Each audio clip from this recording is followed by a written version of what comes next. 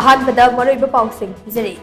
Cookie militant चमापन drop Manipur चंगसिलक्रे हाइबा असे मपुंग फाना थेंगनबा ngomnaba security agencies singi strategic operation group meeting ama pangtuna lokatfam thokpa chaksin thorang sing lokatpa hore haina security advisor Kuldip Singh na phongdurukli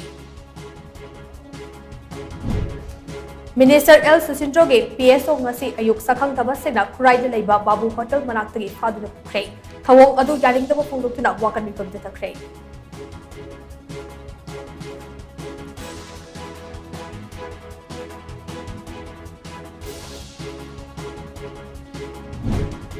Ising ichawgum yangshin binaba laitana Manipur da changsilakliba illegal immigrants sing say thingnaba UN na Government of India da takshin biu haina United Nations Human Rights Council ke yankai tadet suba session da IPSA gi working president Praisam Athobana khudkre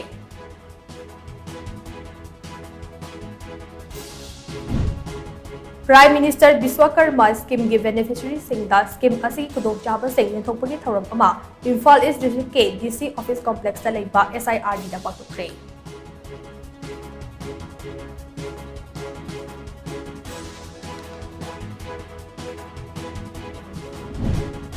Kumja English Singa Nishub Nataraga Nipangi, October da Loktak Livelihood Mission ki Makada Hodokiba, Pen Culture Initiative Mai Palakpa Asi Ubada Apen Poi Haina, Chief Minister Dr. Mumbilena Fugurli.